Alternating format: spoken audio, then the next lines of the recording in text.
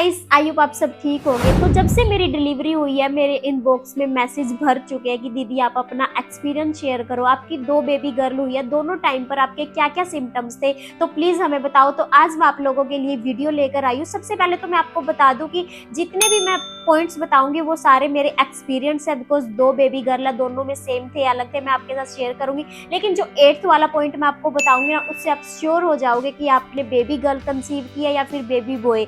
सबसे पहले तो मैं आपको बता दूं, बेबी गर्ल हो या बेबी बॉय दोनों ही गॉड गिफ्टेड होते हैं, उसमें कोई भी फर्क नहीं करना चाहिए। मेरे पास 2 गुड़िया है और मुझे वो बहुत ज्यादा प्यारी लगती है, तो आप भी कोई भी फर्क मत करो। मेरे पास बहुत सारे मैसेज थे इसलिए मैं ये वीडियो बना रही हूँ और अपना एक्सपीरियंस शेयर कर रही हूँ। तो आई वीडियो स्टार्ट करते हैं। सबसे पहले बात करते हैं नोजिया और वोमिटिंग की। तो कई लोग बोलते हैं कि अगर आपको फुल टाइम ही वोमिटिंग रहती है 9th के 9 मंथ तो बेबी गर्ल होती है, अगर आपको वोमिटिंग कम रहती है तो बेबी बॉय होता है। तो हाँ, फर्स्ट टाइम में मेरी प्रेगनेंसी में मुझे 9th मंथ तक ही वोमिटिंग होती रही है, लेकिन सेकंड जो मेरी प्रेगनेंसी थी उसमें मुझे 4th मंथ तक ही वोमिटिंग हुई है, और उसके बाद कभी कभार जब होती थी तो वो ओवर ईटिंग की वजह से होती थी।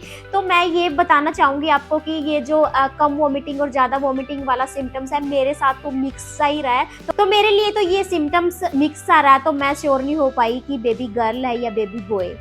तो आइए अब हम बात करते हैं क्रेविंग की। जो हमारे बड़े बुजुर्ग होते हैं या हमारे आसपास वाले लोग होते हैं वो बताते हैं कि अगर हमारा बहुत ज्यादा मीठा खाने का मन करता है तो हमें बेबी बॉय होता है, लेकिन अगर कुछ खट्टा मीठा या चटपटा खाने का दिल करता है तो हमारी बेबी गर्ल होती है। तो ये सिम्टम्स तो मेरे लिए बिल्कुल ही राइट रहा है, क्योंकि मेरे को दोनों टाइम पर ही चटपटा खाने का मन था, नमकीन खाने का मन था। अगर मैं मीठा खा भी लेती थी तो मुझे नोजिया की फीलिंग आने लग जाती थी। तो ये सिम्टम्स मैं कहूंगी कि बिल्कुल ठीक रहा है मेरे लिए भी। तो अब बात करते हैं उस इम्पोर्टेंट पॉइंट्स की जिसके रिगार्डिंग मेरे को इंस्टाग्राम पर सबसे ज़्यादा मैसेज आते थे कि दीदी आप अपना एक्सपीरियंस शेयर करो कि आपकी दोनों प्रेगनेंसी में आपका प्लेसेंटा पोजीशन क्या थी।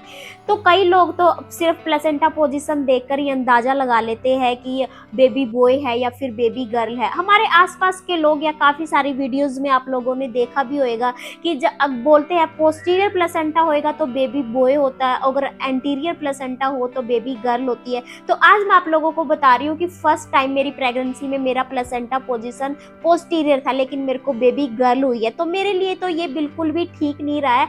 और सेकंड प्रेगनेंसी में मेरी प्लेसेंटा पोजीशन एंटीरियर थी, तो सेकंड प्रेगनेंसी में मुझे बेबी गर्ल हुई है। तो मेरे लिए तो ये दोनों सिम्टम्स दोनों प्रेगनेंसी में अलग अलग थे। तो मेरे लिए तो ये जो सिम्टम्स था बिल्कुल भी ठीक नहीं रहा, बिकॉज पोस्टीरियर के हिसाब से तो बेबी बॉय होना चाहिए था, लेकिन मेरे को बेबी गर्ल हुई है। तो मैं आप लोगों को बता दूं कि ये इससे हम नहीं अंदाजा लगा सकते कि बेबी गर्ल है या फिर बेबी बॉय है। अब बात करते हैं एक और इम्पोर्टेंट पॉइंट्स की, बेबी हार्ट बीट की। तो आप लोगों को पता ही होगा, जब भी आप अल्ट्रासाउंड करा के आते हो तो सब लोग आपसे पूछते हैं बेबी की हार्ट बीट कितनी है या बेबी की हार्ट बीट कितनी है। तो वो लोग ना उस चीज़ से अंदाजा लगाना स्टार्ट कर देते हैं कि बेबी की हार्ट बीट से वो पता लगाना चाहते हैं कि बेबी बॉय है या फिर बेबी गर्ल है। तो आज मैं आप लोगों के साथ अपना एक्सपीरियंस शेयर करने जा रही हूँ हार्ट बीट के रिगार्डिंग भी। तो कई लोग बोलते हैं अगर 140 से अबव है तो बेबी गर्ल होती है, लेकिन अगर उससे नीचे है तो बेबी बॉय होता है। तो मैं आप लोगों को बता दूं कि ये जो सिम्टम्स था मेरे लिए बिल्कुल ठीक रहा है। जब भी मैं हॉस्पिटल में गई हूँ, जब भी मैं अपनी गायनी से मिली, अल्ट्रासाउंड कराया, बेबी की हार्ट बीट चेक करवाई है, तो हर बार मेरी दोनों प्रेगनेंसी में ही 140 से अबव ही हार्ट बीट आई है। तो ये सिम्टम्स मेरे लिए बिल्कुल ठीक रहा है। अब बात करते हैं अगले पॉइंट की, जो है वेट गेन और बेबी मूवमेंट।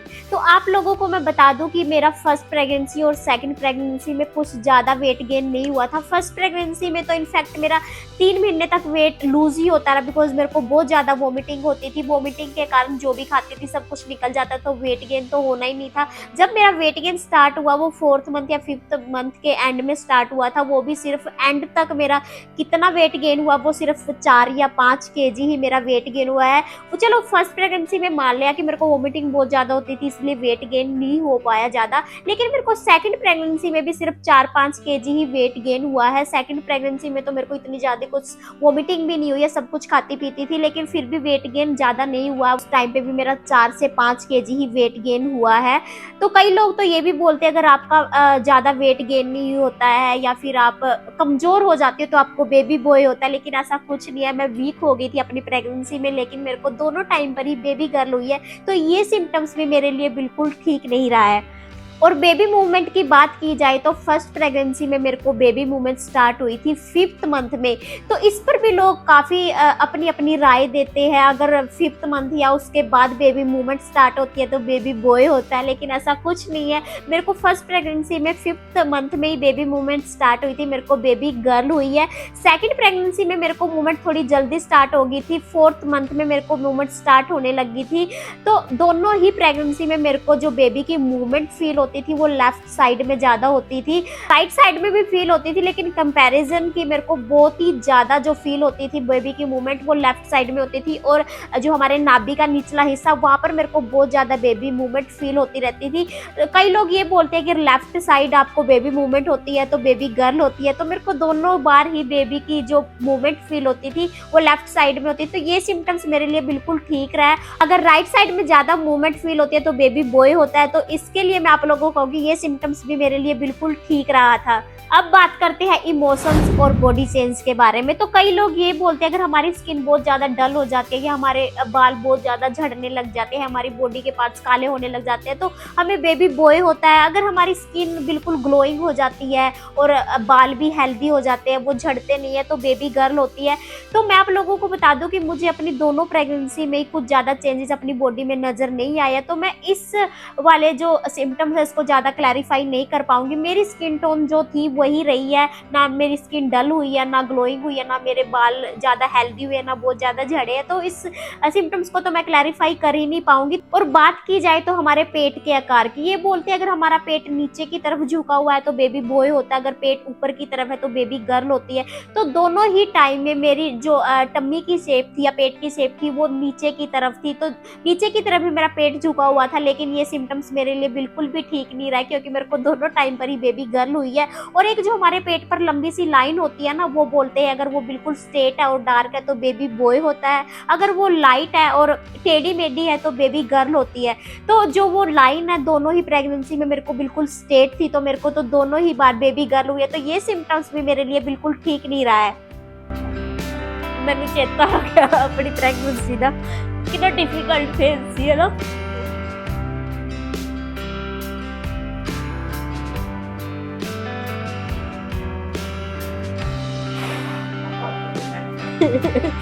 चलो ठीक है सही।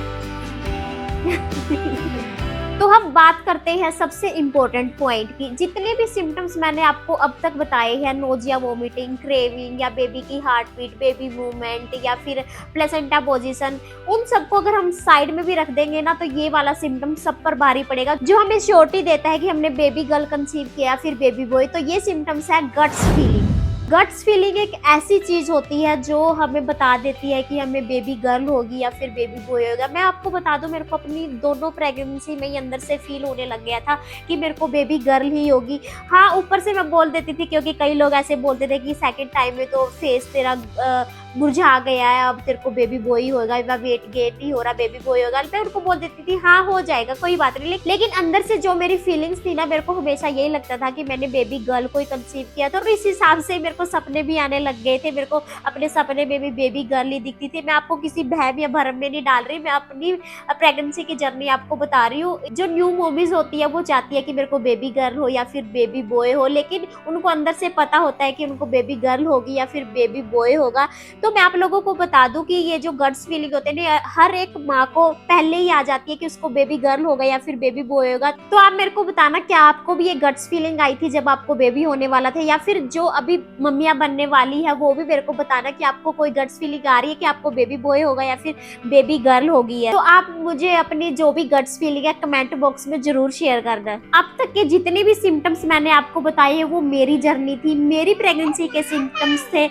हर किसी की प्रेगनेंसी अलग अलग होती है, हर किसी के सिम्टम्स अलग अलग होते हैं। तो आप कभी भी एक दूसरे से अपनी प्रेगनेंसी को कंपेयर मत करना। और हाँ, बेबी गर्ल हो या फिर बेबी बॉय, दोनों ही गॉड गिफ्टेड होते हैं। मेरे पास 2 प्यारी प्यारी बेटियां, मैं उनसे बहुत ज़्यादा प्यार करती हूँ। आप उन लोगों के बारे में सोचो जिनके पास औलाद ही नहीं होती है। आई होप आप लोगों को आज की वीडियो पसंद आई होगी। अगर पसंद आई है तो आप लाइक, शेयर एंड कमेंट जरूर करना। तो आप अपनी प्रेगनेंसी को एंजॉय करो, बिकॉज ये टाइम बहुत ज़्यादा प्रीशियस होता है। Thank you so much.